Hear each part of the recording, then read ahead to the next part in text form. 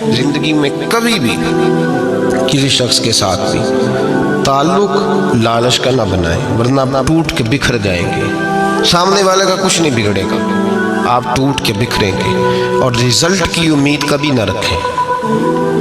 وفا ہوتی دو طرفہ ہے پر کرنی یک طرفہ چاہیے، یاد رکھ لیں۔ وفا ہوتی دو طرفہ ہے، کرنی یک طرفہ چاہیے۔ جو کہتا ہے نا سامنے والا کرے گا تو میں کروں گا، وہ بھی کچا ہے، وہ کمزور ہے، وہ ابھی پکا نہیں ہوا۔ وفا کرنی یک طرفہ چاہیے، تو کر، سامنے والا نہیں کرتا تو نہ کرے، تو اپنی طرف دیکھنا، سامنے والے کو چھوڑ، وہ نہیں کرتا تو نہ کرے، اس کا اپنا۔ حضرت امام احمد بن حنبل رحمۃ اللہ تعالی علیہ، یہ وفا کے عنوان میں بڑی اہم بات ہے اگر آپ کو سمجھ آئے تو۔ امام احمد بن حنبل رحمۃ اللہ تعالی علیہ جھیل کے کنارے، ندی کے کنارے وضو کر رہے تھے۔ ایک بچھو ساتھ ساتھ چل رہا تھا، وہ چلتے چلتے پانی میں گر گیا۔ امام احمد بن حنبل نے ہاتھ رکھا، بچھو کو باہر نکالا۔ جب باہر نکالا تو اس نے ڈانگ مارا۔ جس کی طبیعت میں ڈانگ ہوگا تو وہ ڈانگ ہی مارے گا، کیونکہ پاس ہے ہی اور کوئی نہیں تو وہ کرے کیا، وہ مجبور ہے۔ تو اس نے ڈانگ مارا، امام صاحب نے باہر رکھا۔ بھیگا ہوا بچھو آپ نے دیکھا ہو، جب ندی کنارے چلتا ہے تو پھر گر جاتا ہے، وہ پھر گرا تو امام صاحب نے پھر نکال کے باہر رکھا تو اس نے پھر ڈانگ مارا، پھر ساتھ ساتھ چلتے چلتے وہ گر گیا۔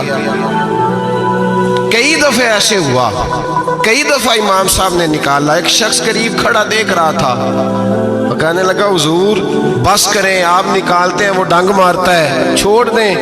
آپ فرمانے لگے اچھا بھائی بڑا تو عجیب مشورہ دے رہا ہے، وہ اپنی بری عادت پہ ڈٹ گیا ہے تو میں اچھی عادت ہی چھوڑ دوں؟ وہ بری نہیں چھوڑ رہا، ڈٹ گیا ہے، بار بار ڈانگ مارتا ہے تو میں اچھی چھوڑ دوں؟ آپ اپنی طرف دیکھیں گے، ہماری طرف سے کوئی کمی نہیں آنی چاہیے، سامنے والے جانے، اس کا کام جانے۔ وفا کا رشتہ مضبوط رکھیں، دوستی کا تعلق مضبوط۔ میاں صاحب نے کہا چنگی مندی سجنا کولو 100 واری ہو جاتی، کتنی واری؟ پکی گل ہے نا جی، کتنی واری؟ میاں صاحب نے کہا 100 واری، ہم تو ایک باری بھی معافی دینے کو تیار نہیں۔ چنگی مندی سجنا کولو، ایسے نہیں آنے جانے والے سے نہیں، اس کے معاملے میں تو ہم خوددار ہیں نا، ہر ایک سے نہیں سنتے، وہاں تو ہم خوددار ہیں۔ سجنا کولو چنگی مندی سجنا کولو 100 واری ہو جاندی، یار یاراں دا گلا نہیں کر دے اصل پریت جنہ دی۔ دنیا میں وفا ختم نہیں ہوئی، پر ہم نے وفا کا رشتہ ہی نہیں بنایا، ہم نے تعلق ہی نہیں بنایا، وفا کا تعلق ہی نہیں بنایا۔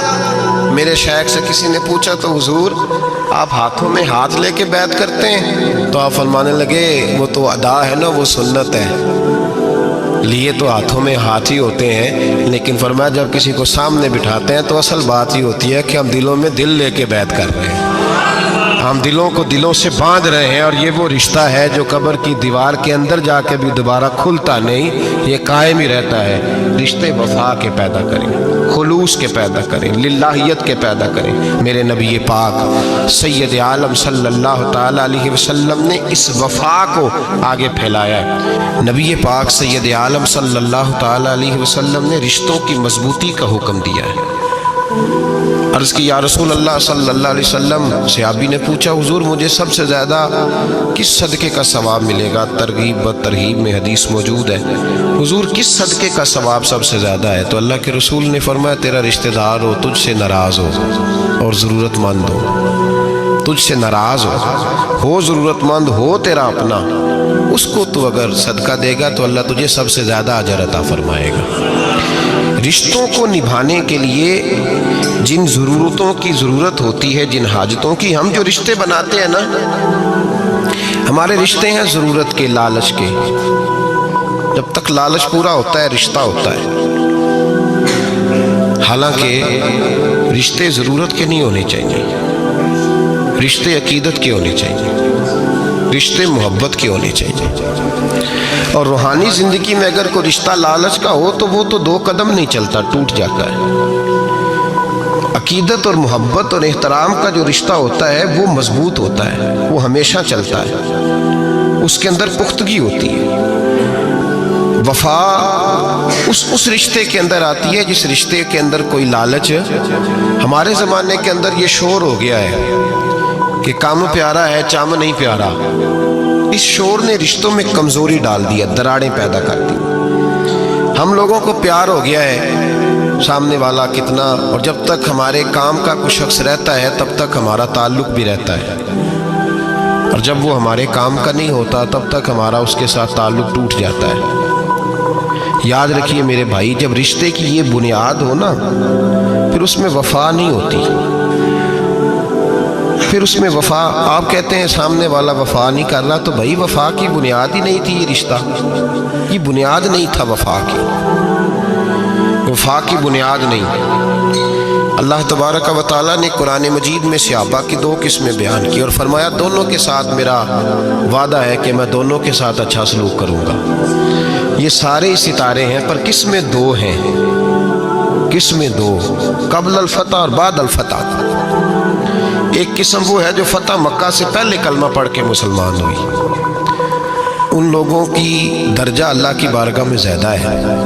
جو فتح مکہ کے بعد مسلمان ہوئے، اگرچہ وعدہ ان کے ساتھ بھی رب کریم کا ہے، سارے ستارے ہیں، سارے عظمت والے، لیکن چونکہ فتح کے بعد آئے تو ان کا وہ والا درجہ، ان کا درجہ زیادہ ہے جنہوں نے اسلام کی غربتوں سے پیار کیا، جنہوں نے بھوک سے پیار کیا، جنہوں نے بدر کی تنہائیوں سے پیار کیا، جنہوں نے احد کے پتھروں سے پیار کیا، ان کا درجہ شریعت میں زیادہ ہے۔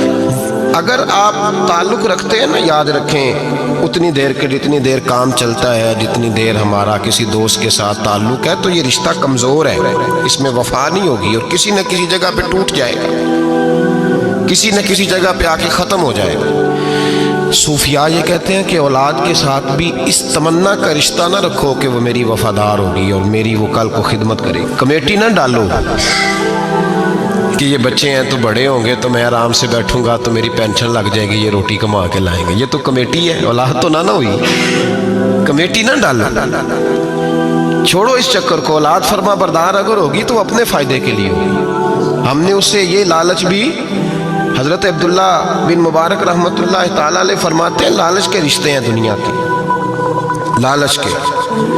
آپ کے انتقال کا وقت آیا تو اماں بڑا رو رہی تھی، عبداللہ بن مبارک رحمۃ اللہ علیہ اپنی اماں سے کہنے لگے اماں تو کیوں روتی ہے، تیرے تو اور بھی بیٹے ہیں، تو میرے بعد لوارث تو نہیں ہو جائے گی، آخری وقت ہے، نزع کا عالم، اماں تو کیوں روتی ہے، اور بھی بیٹے ہیں؟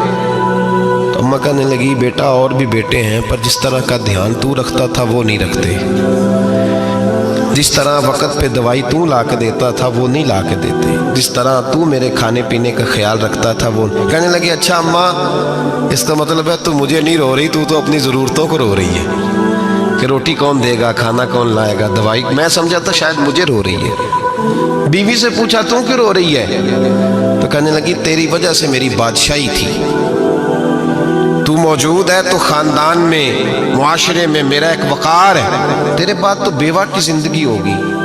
آپ فرمانے لگے اوہو میں سمجھا تھا شاید مجھے رو رہی ہے، تو اپنے وقار کو رو رہی ہے۔ بیٹوں اور بیٹیوں سے پوچھا تمہاری آنکھوں میں کیوں آنسو چھلکتے ہیں؟ کہنے لگے ابا جس پیار سے باپ شادی کرتا ہے دوسرا کوئی نہیں کر سکتا، اور جس محبت سے باپ لا کے کما کے دیتا ہے دوسرا کوئی نہیں دے سکتا۔ فرمانے لگے اوہو میں سمجھا تھا مجھے رو رہے ہو، تم تو شادیوں کو رو رہے، میرے ساتھ تو تعلق ہی نہیں۔ پھر عبداللہ بن مبارک رونے لگے اور پھوٹ کے روئے۔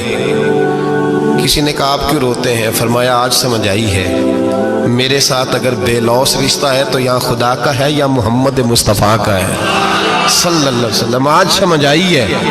وہ میں نے جن کے ساتھ تعلق مضبوط کیا ہی نہیں، کبھی فجر چھوڑی، کبھی زور چھوڑی، کبھی یہ رہ گیا، کبھی وہ رہ گیا، کبھی داڑھی کا پروگرام بنا، کبھی رہ گیا، جن کے ساتھ میں کمزور تھا وہ میرے ساتھ مضبوط تھے، اور جن کے ساتھ میں مضبوط تھا ان کا میرے ساتھ کیا حال تھا۔ یہ کمزوری ہے رشتوں میں، وفا نہیں۔ ہمیں تو بھائی کام پیارا ہے، چم نہیں، بالکل۔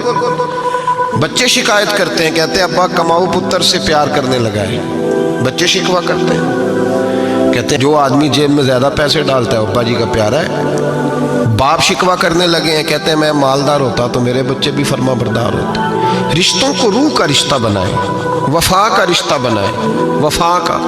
کتے کا ذکر قرآن پاک میں آیا ہے، اس لیے آیا ہے کہ اس نے اللہ کے ولیوں سے وفا کی تھی، اسی آیا ہے کہ اس نے اللہ کے ولیوں کے ساتھ وفاداری کی تو اللہ نے اس کا ذکر قرآن میں۔ رشتے لگانے کا لوگوں کو بہت شوق ہے، حالانکہ رشتہ لگانا اتنا مشکل نہیں جتنا نبھانا مشکل ہے۔ ہم ساری زندگی یہ ثابت کرنے کی کوشش کرتے رہتے ہیں کہ ہمارا جو فلاں آدمی سے تعلق ہے وہ بڑا مضبوط ہے، ہم یہ بتاتے رہتے ہیں کہ مجھے تجھ سے بڑا پیار، اور بتانا بھی چاہیے۔ نبی پاک صلی اللہ علیہ وسلم نے فرمایا جس سے محبت ہو اسے بتایا کرو کہ مجھے تجھ سے محبت ہے، تاکہ وہ بھی تم سے پیار کرے۔ یہ بتا دینا چاہیے، لیکن بتانے کا حکم ہے، ساری زندگی ثابت کرنے کا حکم نہیں۔ ہم ساری زندگی یہ ثابت کرتے رہتے ہیں کہ میں بڑا فرمانبردار ہوں آپ کا، میں بڑا تابعدار ہوں، میں آپ سے بڑی محبت کرتا ہوں، یہ ثابت کرتے رہتے ہیں۔ رشتے نبھانے سے بات بنتی ہے، ثابت کرنے سے بات نہیں بنتی۔ ایک تعلق کا پودا آپ نے لگایا زمین میں، چھوٹا سا پودا، اس کے سامنے کھڑے ہو کے آپ سارا دن کہتے رہیں کہ وہ پودے مجھے تجھ سے بڑی محبت ہے، میں تجھے بڑا چاہتا ہوں، میرا تیرے ساتھ بڑا رشتہ ہے، میرا تیرے ساتھ بڑا تعلق ہے، سارا دن پودے کو یہی کہتے رہے۔ وہ چھوٹے سے پودے، مجھے تجھ سے بڑا پیار ہے، میں رات بھی تجھے خواب میں دیکھ رہا تھا، کل بھی مجھے تو یاد آ رہا تھا، پرسوں بھی مجھے تو یاد آ رہا تھا، تو اس سے وہ پودا پروان نہیں چڑھے گا۔ پروان چڑھانے کے لیے اسے پانی دینا ضروری ہے، پروان چڑھانے کے لیے اسے جڑی بوٹی سے بچانا ضروری ہے، اسے پروان چڑھانے کے لیے اس پودے کو دھوپ اور چھاؤں مناسب فراہم کرنا ضروری ہے۔ سارا دن ثابت کرنے سے پودا پروان نہیں چڑھے گا۔ میرے بھائی، رشتے بتانا چاہیے، ضروری ہے، نبی پاک صلی اللہ علیہ وسلم نے حکم دیا۔ ہم سارا دن ثابت کرتے رہتے ہیں، لیکن رشتے پروان چڑھانے کے لیے جس پانی کی ضرورت ہوتی ہے، جس دھوپ چھاؤں کی ضرورت ہوتی ہے، رشتوں کے بیچ جو جڑی بوٹی آ رہی ہوتی ہے اسے کاٹنے کی جو ضرورت ہوتی ہے، وہ کام ہم کرتے نہیں۔ ثابت کرنے سے رشتے مضبوط نہیں ہوتے، چاہے روزانہ آپ ملاقات کر کے ثابت کریں کہ مجھے پیار بہت زیادہ ہے، رشتے عمل کرنے سے مضبوط ہوتے ہیں۔ ایک بادشاہ تھا، بادشاہ جو ہوتے تھے ان کے اپنے اپنے مزاج ہوتے تھے۔ اس بادشاہ نے 4 5 6 کتے رکھے ہوئے تھے، اور کتے بڑے بڑے کتے تھے، اور بڑے وہ خون خار کتے تھے، چیر پھاڑ کھا جاتے تھے، شیر جتنے ان کے قد تھے۔ بادشاہ تھوڑا سا کسی آدمی سے ناراض ہوتا نا، تو ایک بہت بڑے پنجرے کے اندر ایک بہت بڑا سلاخوں کا گھر اس نے بنایا ہوا تھا، اس میں کتے ہوتے تھے، اور کتے کو جب باندھ کے رکھا جاتا ہے تو زیادہ زہریلا ہو جاتا ہے، وہ زیادہ اس کے اندر کرواہٹ آتی ہے، زیادہ کاٹتا ہے۔ اس نے قید کیے ہوئے تھے، کتے تو بڑے زہریلے تھے۔ جس آدمی سے بادشاہ تھوڑا سا ناراض ہوتا نا، تو وہ کتے کے آگے اس آدمی کو ڈالتا، کتے اس کو چیر پھاڑ کے کھا جاتے۔ یہ سزا تھی، لوگوں کو پتا تھا۔ بادشاہ کے وزیر نے بڑی خدمت کی بادشاہ کی، 35 سال تک نوکری کی، لیکن ہر سورج نے غروب تو نہیں ہوتا ہے نا، ہر چاند نے ڈھلنا بھی ہوتا ہے۔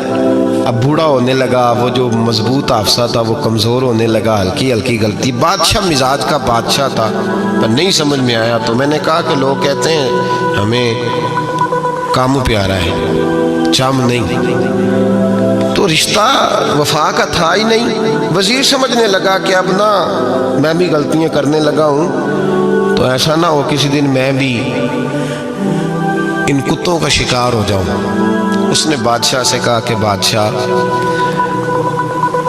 مجھے آہستہ آہستہ معذرت کرنے لگا، قدم ہٹانے لگا کہ مجھے چھٹی دے دی جائے، اب میں بوڑھا ہو گیا ہوں۔ لیکن اس نے کہا نہیں، جب تک میری طبیعت نہیں مانتی تم نہیں جا سکتے۔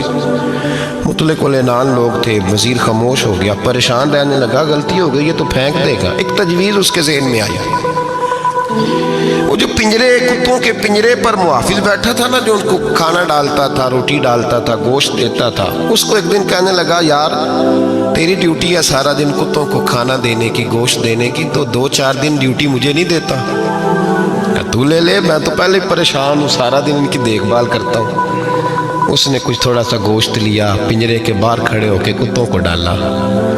اگلے دن تھوڑی روٹیاں لے آیا, کتوں کو ڈالی. 2-4 دن, ہفتہ, مہینہ, سال بھر, جتنا اس کو موقع ملا وہ دن بھر خدمت کرتا. بس وقت ایک دن آ گیا,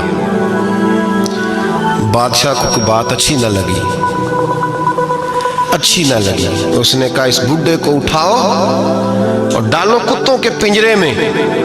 ساری زندگی یہاں رہا, اسے ابھی تک نہیں پتا چلا میرے مزاج کا. جب اٹھا کے پنجرے میں ڈالا نا, تو بجائے اس کے کہ کتے اسے کاٹ کھاتے, وہ اس کے پیر چومنے لگے. وہ پیر چومنے لگے, ہاتھ چومنے لگے, چاٹنے لگے. تو بادشاہ سامنے کھڑا تھا نظارہ دیکھنے کو کہ چیر پھاڑ کرتے تو خوش ہوا کرتا تھا, خونخوار درندے جیسی اس کی طبیعت ہو گئی. جب دیکھا وہ پیار کر رہے ہیں تو بادشاہ وزیر سے کہنے لگا یہ کیا ہے؟ تو وزیر رو پڑا, کہنے لگا تو سیاستدان تھا تو میں بھی سیاستدان تھا, ساری زندگی سیاست کی لیکن دنیا داروں کے ساتھ رہا, تو انجام یہ ہوا کہ مجھے اس پنجرے میں ڈال دیا گیا. دیکھ تو بہت بڑا سیانہ تھا اور میں بھی سمجھدار تھا, وزیر رہا, لیکن ہمارا روح کا رشتہ نہ بن سکا. ارے ہم سے تو یہ کتے ہی اچھے نکلے. تیری 40-35 سال خدمت کی تو نے کتوں کے آگے ڈال دیا. انہیں تو چند مہینے روٹی ڈالی ہے, میرے وفادار ہو گئے. چند مہینے روٹی, جنہ تنا وچ عشق نہ رچیا کتے او نہ تھی چنگے. جنہ تنا وچ عشق نہ رچیا کتے او نہ تھی چنگے. مالک دے کر راکھی کر دے صابر بھوکے ننگے. اور بابا بلے شاہ صاحب فرماتے ہیں تو راتی جاگے تے شیخ صدا میں, راتی جاگ دے کتے تے تیتھوں اتے مالک دا در مول نہ چھڑ دے. پاویں مارو 100 جتے تے تیتھوں اتے رکھا سکھا کھا. دنے جار رکھاں وچ ستے تیتھوں اتے ایک برکی دا قدر پچھانن. پاویں مالک ہو من ستے, ایک برکی دا اوپر کھڑے ہو کے کام نہیں کرانا پڑتا کہ میں کھڑا رہوں گا تو کام صحیح ہوگا, جاؤں گا تو نہ. ایک برکی دا قدر پچھانن پاویں مالک ہو من ستے. پھر اپنے آپ کو مخاطب کیا, کہنے لگے اٹھ بلیا چل یار منا لے نہیں تے بازی لے گئے نہیں کتے. اٹھ بلیا چل یار منا لے نہیں تے بازی لے گئے نہیں, جلدی کر اٹھ جا, یہ تو آگے گزر گئے تجھ سے. او بھائی یاد رکھو, رشتہ وفا کا ہو تو قائم رہتا ہے اور بے وفائی کا ہو تو ٹوٹ جاتا ہے. مدینے کے محبوب سید عالم صلی اللہ علیہ وسلم نے مکہ فتح کیا, شور ہو گیا اذا جاء نصر اللہ والفتح, فتح ہو گئی. ان فتحنا لک فتحا مبینہ کے جلوے نظر آنے لگے. آج عرب کا نقشہ بدل گیا, حالات تبدیل ہو گئے, دنیا بدل گئی. محبوب پاک سید عالم صلی اللہ علیہ وسلم اس شان سے مکے میں داخل ہوئے کہ ہر کونے سے نبی پاک کے نام کے نعرے بلند ہونے لگے. ابھی 10 سال پہلے نبی پاک روتے ہوئے مکے سے نکلے تھے, 10 سال قبل روتے ہوئے گئے تھے اور 2 غلام حضور کے ساتھ تھے. آج اسی مکے میں حضور آئے ہیں تو لگتا ہے پہاڑ اور پتھر بھی میرے رسول کے نعرے لگا رہے ہیں. تو ایک عروج ہو گیا, حالات ایک نیا رخ اختیار کر گئے. اور مکہ مکرمہ کے اندر اللہ تبارک اب تو احاطہ بڑا ہو گیا ہے, مطاف بہت بڑا ہو گیا ہے. حرم شریف کی مسجد کو وسعت دے دی گئی ہے, لاکھوں لوگ آ سکتے. اس وقت جب 10,000 لوگ آئے نا تو سیرت نگار کہتے ہیں یوں لگا جیسے درختوں پہ بھی لوگ چڑھے ہوئے, پہاڑوں پہ بھی لوگ ہیں, اتنا مجمع تھا. کہاں 2-3 لوگ اور کہاں ہزاروں کا اجتماع. میرے نبی پاک صلی اللہ علیہ وسلم نے طواف کیا اونٹنی پہ بیٹھ کے کعبے کا. پھر میرے محبوب تشریف لائے اور حضور نے خانہ کعبہ کا دروازہ کھولا. پھر میرے نبی پاک نے بت توڑے. پھر میرے محبوب نے خانہ کعبہ کے دروازے میں کھڑے ہو کے خطبہ ارشاد فرمایا. پھر میرے رسول پاک صلی اللہ علیہ وسلم کے جلوے زمانے نے دیکھے. ان سارے حالات میں دنیا نے ایک وفا کا عجیب منظر دیکھا کہ اس موسم بہار میں نہ تو آواز حضرت ابو بکر کے نام کی بلند ہوئی, نہ عمر فاروق اور نہ مولا علی کے نام کی بلند ہوئی. اس مجمع عام میں महबूब पाक की आवाज़ गूंजी तो रब करीम के हबीब ने फरमाया ऐना बिलाल, मेरा बिलाल कहाँ है, मेरा बिलाल कहाँ है, उसको बुलाओ ना, किधर है बिलाल। अजीब रंगे वफा देखा ना लोगों ने, ये वफा फरमाया बिलाल किधर है। हजरत बिलाल हाथ बांधे सबसे पीछे, वो शोहरत से बचने वाला पीछे पीछे रहता है। जी चाहता है सारी गजलें उस जालिम के नाम करूं। पीछे थे हजरत बिलाल रदी अल्लाह ताला अन्हु, दौड़े हुजूर में हाजिर हूं। फरमाया इधर आ यार, काबे की छत पे तो चढ़ जरा, आज़ान तो सुना। एक सहाबी हुजूर के कान में बोले, और ये भी हिकमत इलाही थी कि वो बोले, हजरत बिलाल की शान जाहिर होनी थी। कान में कहा या रसूलल्लाह, काफिर पहले ही मर गए, पहले ही कोई हाल नहीं इनका, आज तो बिल्कुल ही ख़त्म हो गए। हुजूर आज आपका सिक्का चल गया है, बिलाल के बड़े दुश्मन हैं, बिलाल को रहने दें, कोई और ना आज अजान दे दे। कान में बात कही थी, चाहिए था जवाब भी कान में आता, पर मासूम आमना फ़ख्र आदम बनी आदम वफ़ा का खुतबा पढ़ने लगे। वफ़ा का खुतबा शुरू हुआ, मेरे हबीब अलैहिस्सलाम ने फरमाया कान में